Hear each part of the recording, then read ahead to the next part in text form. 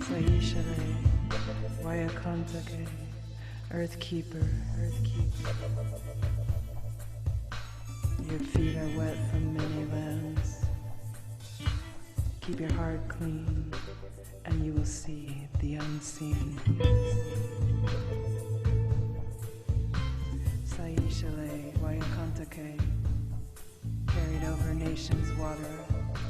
Saishale. Welcome to this edition of New Heart Transformation. Today I am blessed with the presence of Misty Tripoli, the creator of the Groove Method and the founder of Body Groove. She is also the founder of World Groove Movement, which is in 48 countries worldwide. She's self-titled Truth Warrior. Misty, welcome, and thank you for your presence here. Hi, you're welcome. Thank you for having me. Oh, it's such a pleasure. I'm excited to have a conversation with you. Yes, me too. What originally got me to ask you if you would be present here is just your story of how you came to find your own way of being through movement and dance. It just totally shifted your perspective and brought you to your authentic self.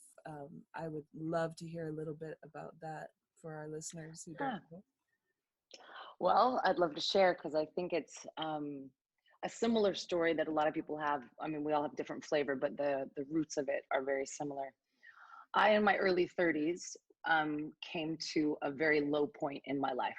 Just I had been bulimic for about 16 years. I was at war with myself. I was just trying to keep up with the Joneses. I was working myself to death, working 60, 70 hours a week, doing a job I was really good at. And I liked it, but I knew it wasn't like the end all to be all, like this isn't what I was born to do kind of a thing. But something that's interesting underlying through my whole life is that I've always danced. I've never taken lessons. I don't have any formal training. I'm one of 7 kids, and my mom, we grew up on welfare, and my mom couldn't afford those kinds of things for all the kids. So, but it ended up being a blessing that I never had the training in the long run. But this root of my life, this foundation of desire to dance my whole life, and it never, like, it couldn't be squashed. I would dance. My mom called me tippy toes when I was little, because she's just like, you would literally just put music on and tippy toe around the house and create dances and choreograph dances and teach people, have your friends come over and teach them dances. And so just this dance has just been, it's a thing that's always just given me massive amounts of joy. And but interesting is that I was able to pick up movement pretty well. And so I always danced for other people. I danced to like impress people or put on a show or perform or these kinds of things. And I never actually knew what it was like to actually dance for myself. And so the whole time I was, going through this whole transition into my life, my early 30s, I was also a fitness professional, and I was one of the top fitness professionals in Los Angeles, but I was living a complete lie. Like, I was bulimic and throwing up 3 times a day, throwing up blood, like literally physically killing myself on a daily basis. And at the same time, I'm teaching fitness classes and trying to inspire people to be healthy and fit, and just complete. I didn't know who I was. I didn't know shit. I just was like, and then thank God, couple things happened. In this point of misery and just frustration and, failed relationships and just all this stuff, I was exhausted. I was toxic. And this little voice inside, I call it a voice, but just this thing, this like push was like, Misty, sit down and pay attention. And I ignored it for a while because I didn't know what that meant. But then finally, maybe a few weeks later, of this constant nagging inside of like, Misty, just sit down, just pause for a moment.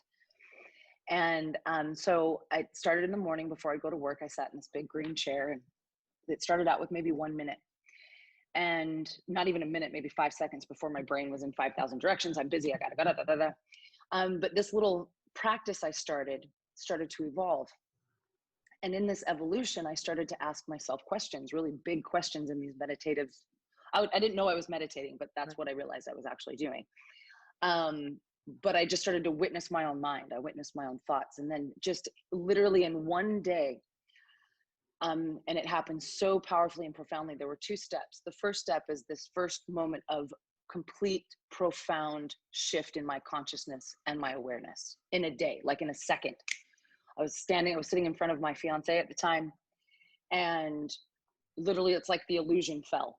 All of the third dimensional illusion structure and all the lies. And I realized, oh my God, I've been lied to since I was born. I've never questioned my religion. I've never questioned my government. I've never questioned my own beliefs. I don't even know what I believe.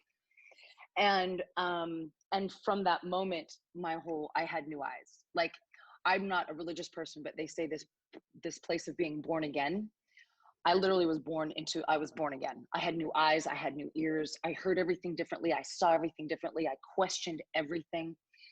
And that's why I say I'm a truth warrior, is because the truth became the most important thing in my life, is to find my truth and to find what the truth actually is. Because I realized it was mostly all lies or someone else's beliefs or someone else's opinion. And so as my whole life was literally dismantling, just crumbling, because nothing could hold up anymore because it was all based off bullshit. And so literally my life just started to crumble. And I remember this moment as I was working this job, making a lot of money in California, living in Beverly Hills. In one day, I didn't know what I was, and I was $75,000 in debt. Like, I was still living paycheck to paycheck. It was just awful. And I remember one day I walked into my gym where I worked and I walked into my office and I thought I was going to throw up. And it just was so clear in that moment. I'm like, I can't do this one more day. I'm not a slave. And I wasn't born to do this. And I literally just calmly walked into my owner's office and I just said, I love you. Thank you for the opportunities, but I would rather die. And I would rather die. And I would rather actually eat out of a trash can and live on the street than sell my soul every day and work 70 hours a week for a company I'll never own, a job I'm replaceable tomorrow. Like, I can't. Didn't know how I was going to pay my bills. I went bankrupt. I was just like, I had nothing. I literally lost everything I owned. I was driving a Volvo and I ended up driving a 15-year-old Saturn that barely drove. Like, my life just went boom. And, but during this process also, which was really interesting, is I didn't really care.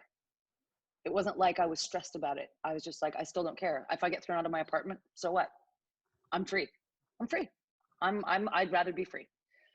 And then, but at the same time, what I would do is I would take my music, because this was another calling, as I was told to sit and be quiet. This other calling was to go dance, but dance by myself, for myself.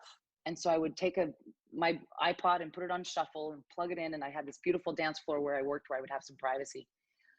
And I went in there and just started to just let my body do whatever it wanted to do and just let it fly and stop trying to choreograph or make routines up or trying to create something. I just wanted to dance, just to feel.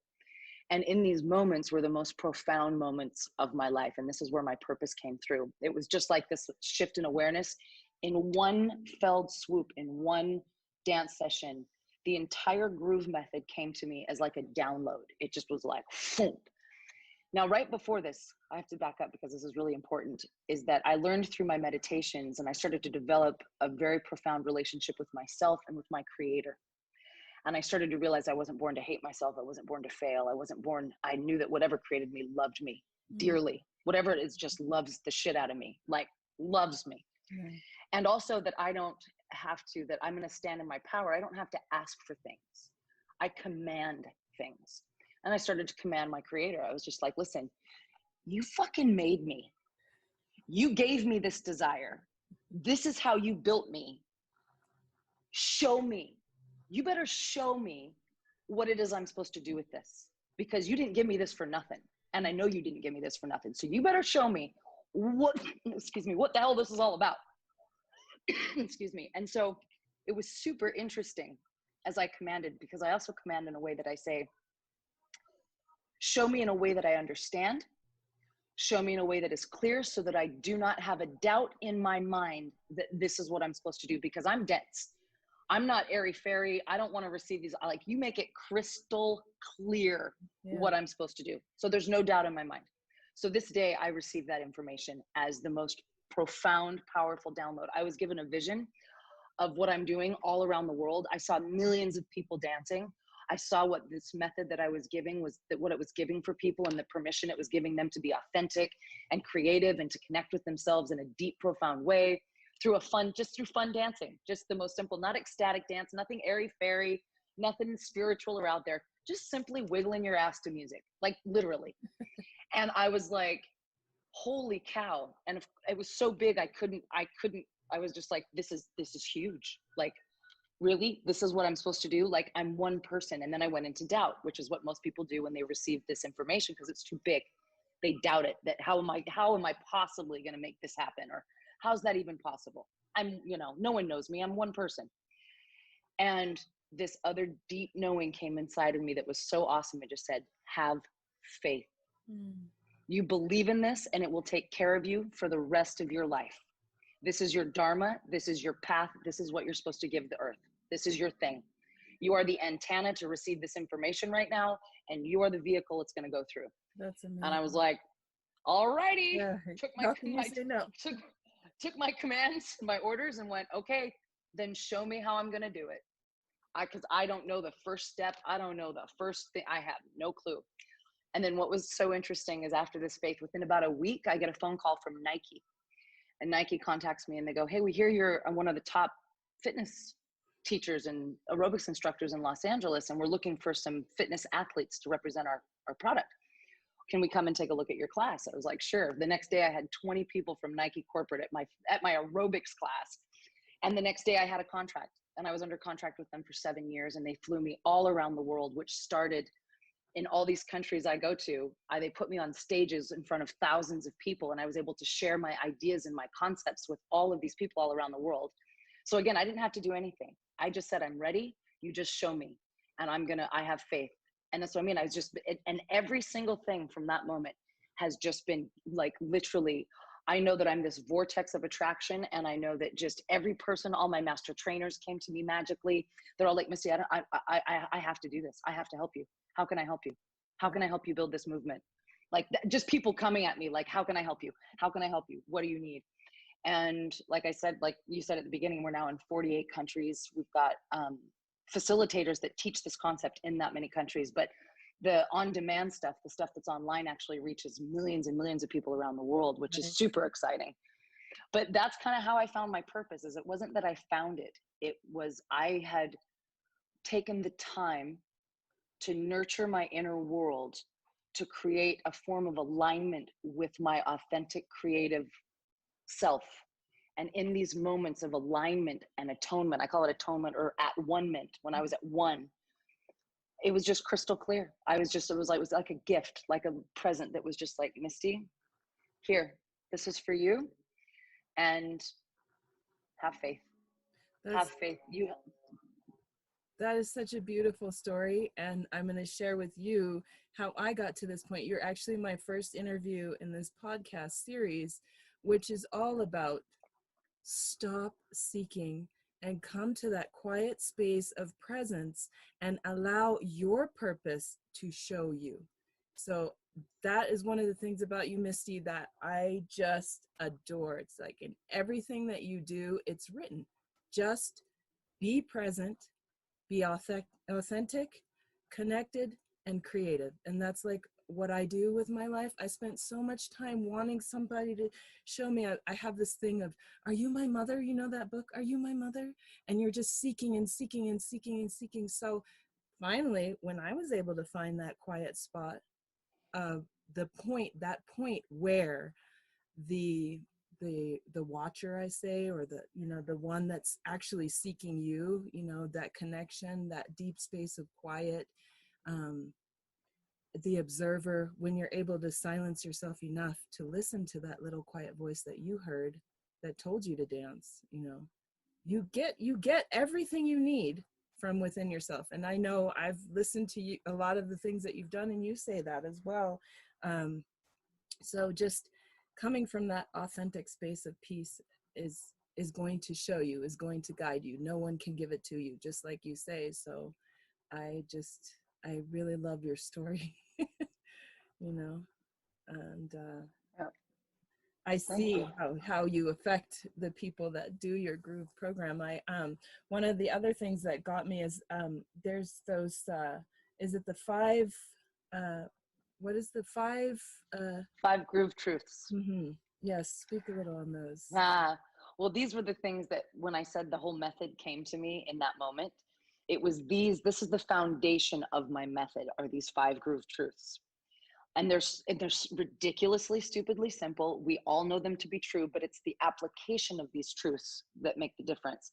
So it wasn't like some profound information, but it was profound in the moment, because in that moment I was able to actually live these truths, and it became real in my life, and how it freed me from so much. So the first truth, the number one truth, is no one cares what you look like. Nobody cares. Like nobody, and I can go into this, but there's so many layers to it. When I started to actually, this is what I mean, my awareness shifted. And when I started to actually look and really witness and stop the story in my head and just witness what was real, no one was looking at me. And I lived my whole life to impress other people. And I lived my whole life to, that's why I was bulimic, because I couldn't control my body, and I was at war with my body, and it wasn't thin enough. And so that started that whole perpetual cycle, because I needed a body that was acceptable and lovable. Because we as women, unfortunately, tie our beauty to our deserving of love. And the more beautiful you are, the more you deserve more love, right? It's unconscious. It's a psychological unconscious thing that we go through.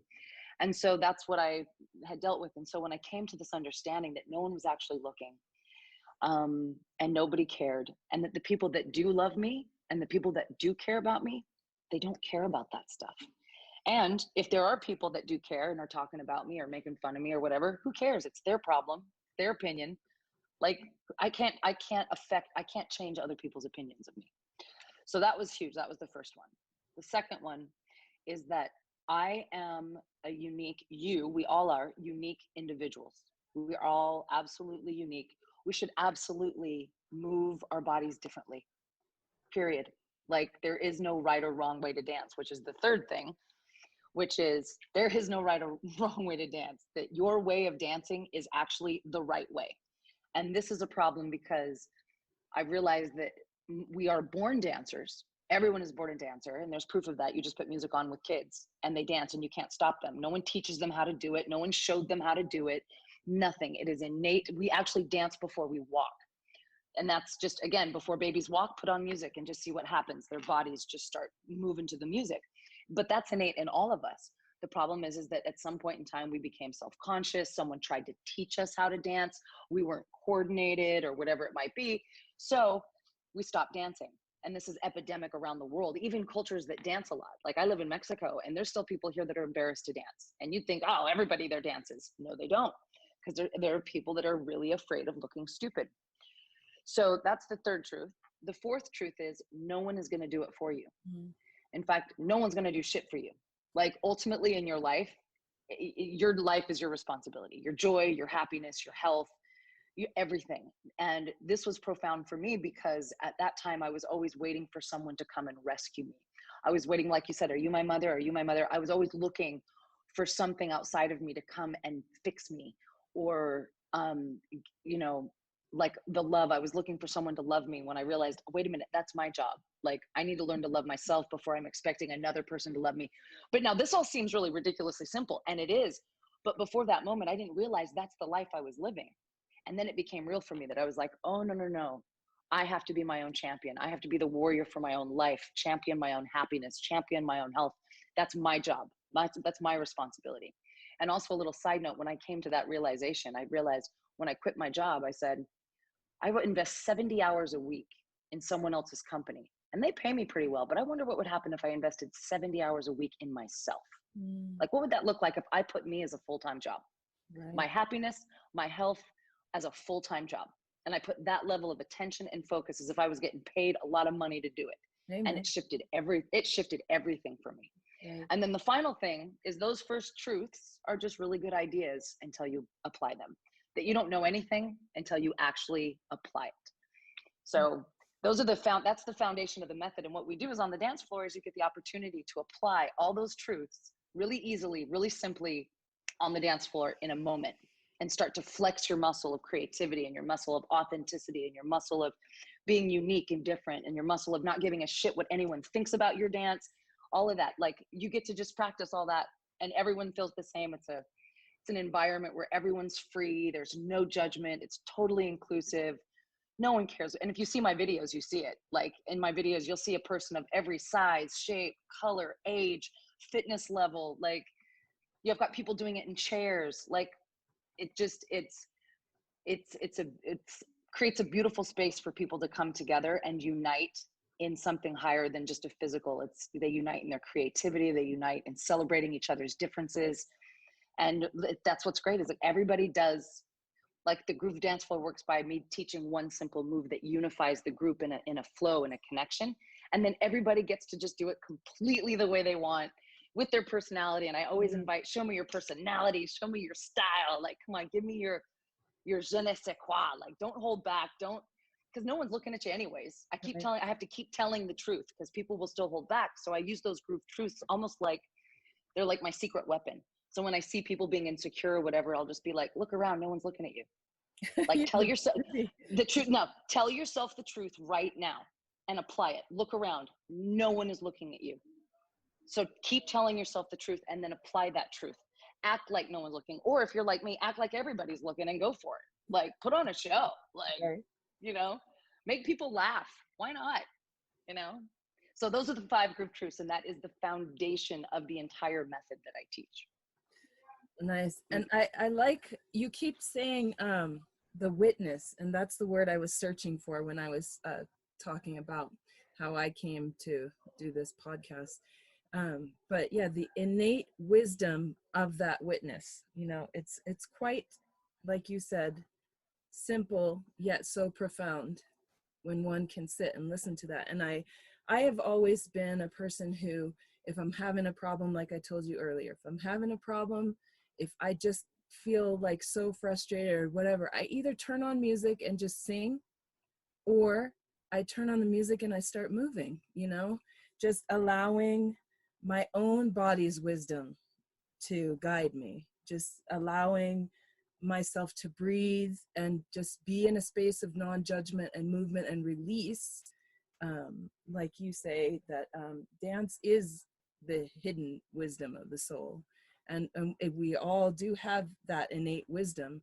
So using this movement and dance as a way to access the true self, you know, that innate wisdom is like another beautiful part of what you teach and what you do. And just being okay with that. In your meat suit, where in the heck did that come from? Like, that is so so awesome way of putting well it. It's true though, because like I said, all these moments of meditation that I was doing, these and it turned into hours a day. When I quit my job, I started to meditate 5-6 hours a day. I just sat in that chair and just downloaded truth, like I was being bombarded with reality. And I started to look at my body differently, and I was like, this is a bizarrely miraculous sensorized meat suit. That's really it. Like, and it's sensorized, it's built for pleasure. And then I started to realize, oh my God, I'm built for pleasure. Like, my meat suit is just filled with sensory organs, just waiting to input deliciousness from colors and tastes and sounds and touch. And I'm like, I'm built for this shit. Like, yeah. And so those are just moments of deep, profound, logical truth that came in while I was meditating. And so that's a lot of when people get to know me, I'm not airy fairy. I'm not this like spiritual guru-y kind of person. I'm just this logical, practical, it has to make sense. And this makes sense to me. Like, when I look at my body, I'm like, something created this thing. Whatever created it is in it. It's part of it. Like, the magic of life makes my heart beat. If I was in charge of my life, like my functions, I'd be dead. If I had to think about breathing all the time, if I had to think about digesting my food and beating my heart, I'd be exhausted and I would probably be dead. I'm not given that level of responsibility yet, because I haven't obtained that level of responsibility yet. Because with responsibility comes great power. Like, it's huge. Yeah. And our bodies, that's what I mean. There's an innate wisdom and an intelligence that runs the show. It's running the show. It's what's making. And so all I have to do, like you said, tune into that, and it will guide me. It's talking all the time. And it's not just in us, like it's in nature, it's in, well, it's in everything ultimately, because anything that's life, we're all infused with this life energy, whatever that is, this magical thing that makes the plants grow and makes us, you know, you cut your arm and it starts to scab instantly. Like there is an intelligence running the shit. Like it's, and it does a pretty good job. So why don't I trust that and, you know, put my faith in that and know that that we're built to thrive and we're built to heal and we're built to, you know, our bodies know how to do this And innately. that is such a beautiful thing. I'm just going to keep saying that innate wisdom, you know, of the witness, of that voice inside of you. And these are the things that also help me come to the point of, there's nothing for me to do. All I need to do is be present, be quiet, listen. One of my friends, and I'm going to cuss here because it's important. One of my friends, one of the greatest lessons that got me to that point of actually connecting with and understanding that innate wisdom was my friend told me to shut the fuck up. And I was like, what? Or what? Shut the fuck up. Whoa, that's like, my ego was just crushed. But then I started looking into it. Like, you know, you said you asked yourself questions. Well, I started looking into it. Why in the hell would somebody that I admire and respect tell me to shut the fuck up? Well, because I was spinning circles and I wasn't listening. I was just spiraling out of control with these spinning circles. That he also told me to start drawing circles, you know, and then maybe then you'll realize, you know, why you're spinning in circles and spiraling out of control. Wow. You can't focus when you're doing that with your mind, monkey mind. So I love that, you know, you heard that little voice, but you ignored it, because I also did the same thing. I got busy with the world and busy with my life and busy with everything except that little voice that was the truth of that which I am, and this innate wisdom and this beauty that we have and this magic that we are. We're magic. I mean, like you said, you look at yourself and you're like, dang, wow, you know, and that's also amazing. Like, you know, that stimulates and activates that vixen in you when you're like, woohoo, look at this, and look what I can do with this. Wow. And all I have to do is just listen, just be quiet and listen. Well, it's twofold. And the first step is to find that, like, whatever it is you need to do to create that intimate connection with it, that intimate, like, knowingness. And I believe it's a relationship that you have to develop like any other relationship with the innate wisdom. You have to take the time, whatever it is, if it's going in nature, if it's going in meditation, if it's dancing. For me, it's all those things. Dancing is the most profound, where I receive information. Being in like nature and stuff like that gives me a deep inner peace, which allows information to come as well. But when I'm dancing, I'm actually receiving my creative ideas. That's when I get the downloads.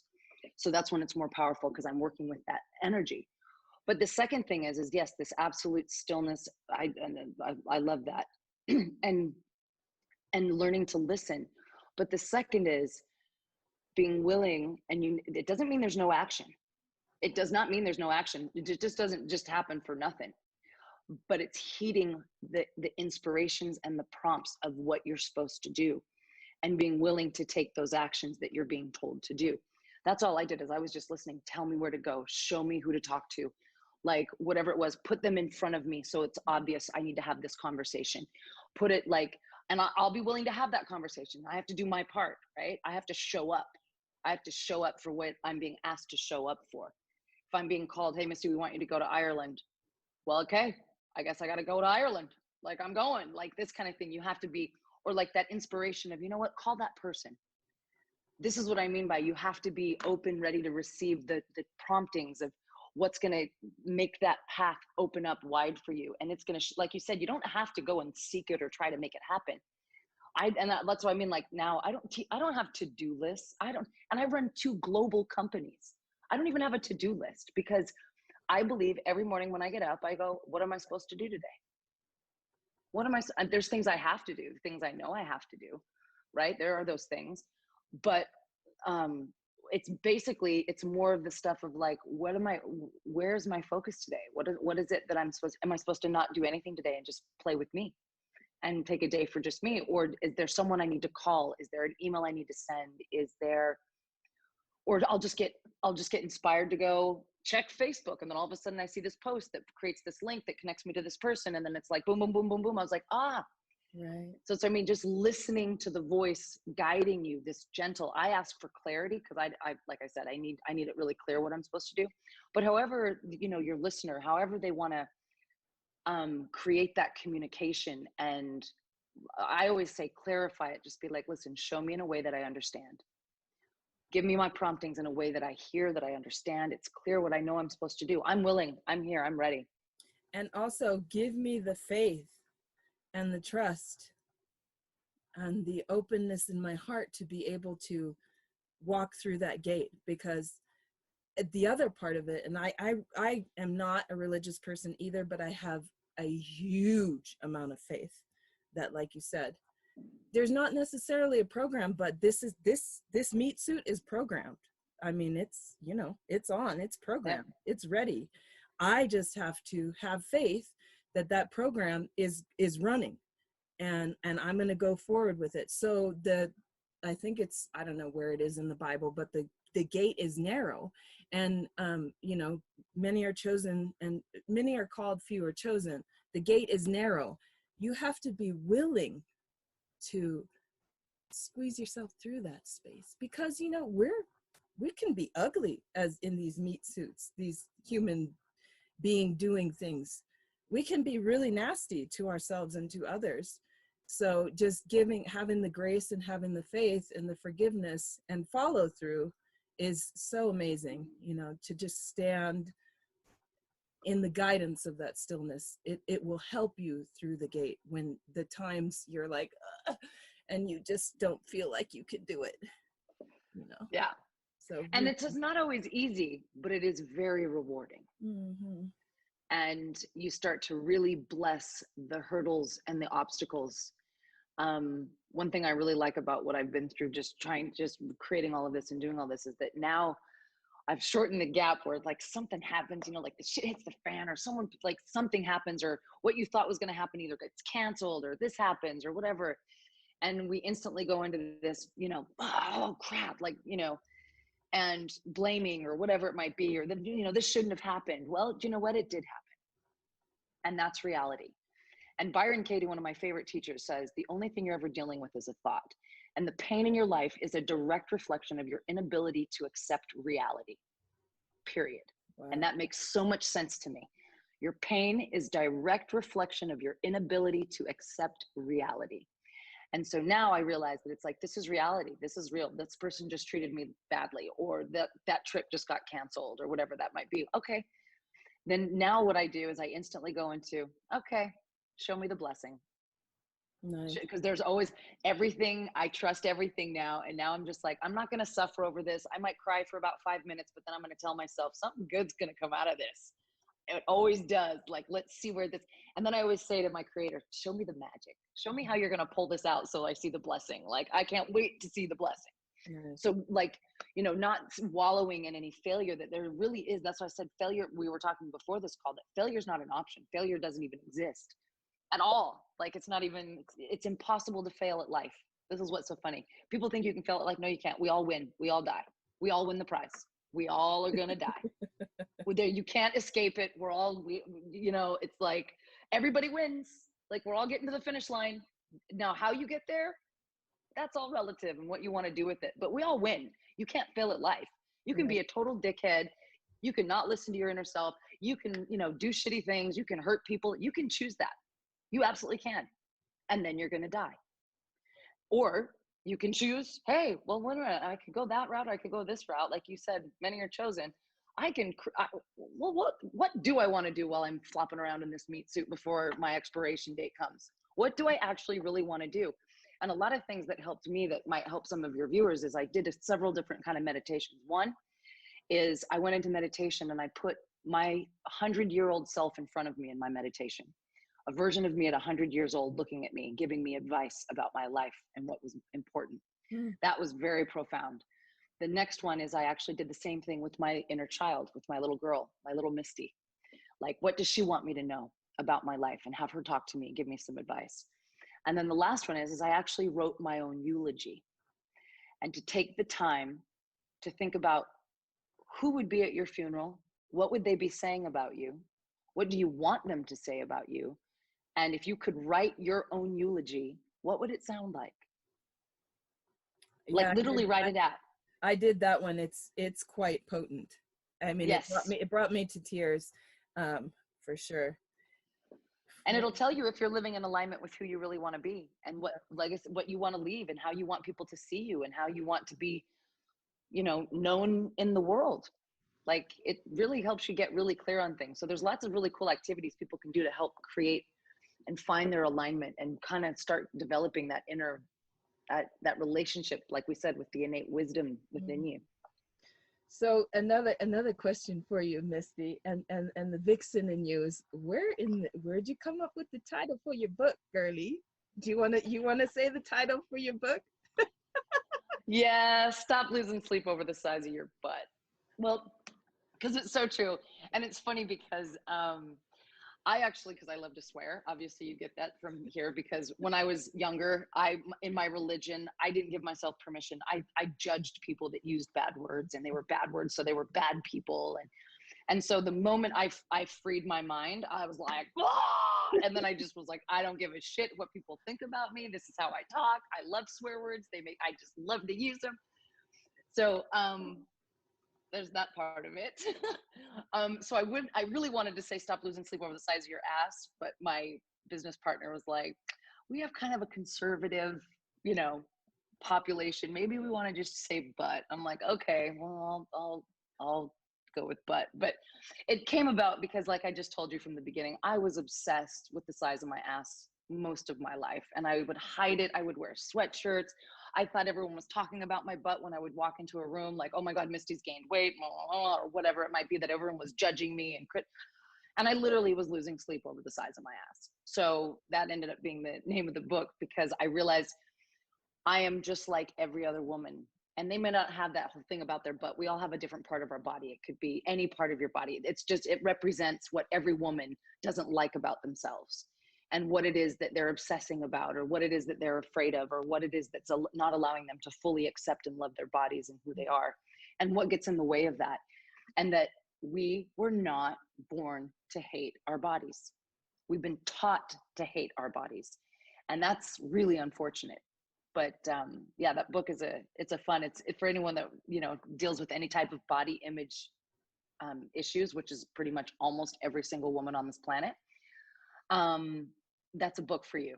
It's a book that kind of talks you through the process I went through to start releasing myself and telling myself the truth, and finding a way to start to really be nice to myself. And that's really what it all boils down to, is finding a way, if you can't love yourself, just by first starting to be nice to yourself and be kind.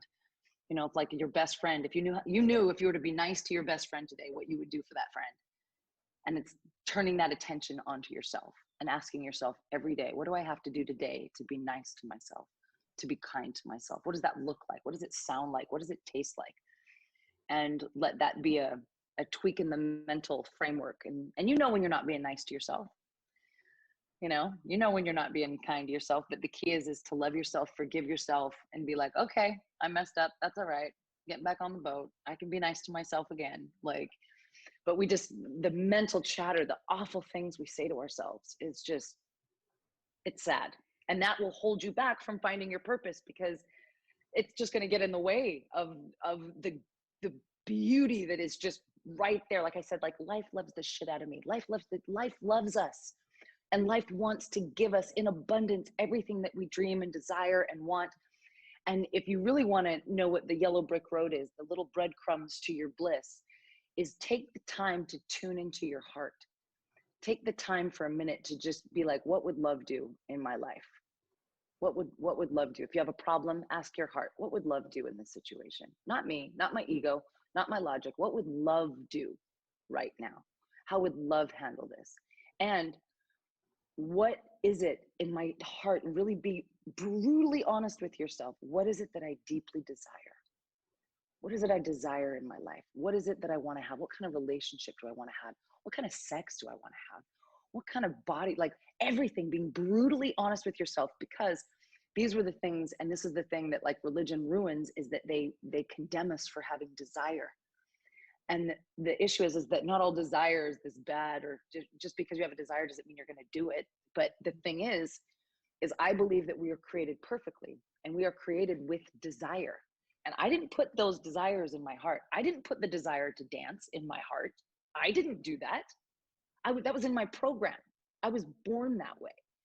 You know, Lady Gaga, I was born that way. And everyone is too, but you have to take the time to be honest with yourself about the desires. It's like when I knew that my desire was to dance for the rest of my life, and I commanded God, I was like, listen, buddy, like you made me this way. You gave me this desire.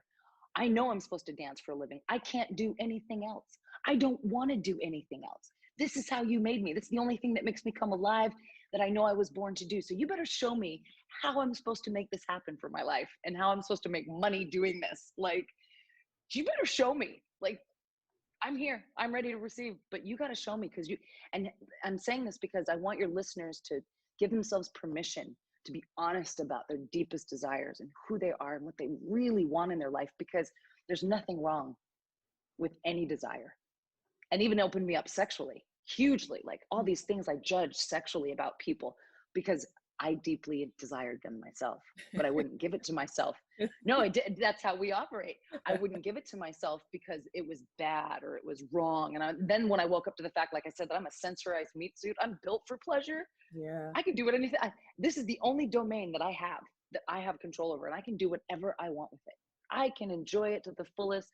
I can have sex the way I want to have sex. I can, no judgments, no like, and it just opened like just the floodgates of just pure bliss came into my life, because I started looking at life as a means of pleasure, as opposed to a means of pain or suffering. Or we're not meant for that.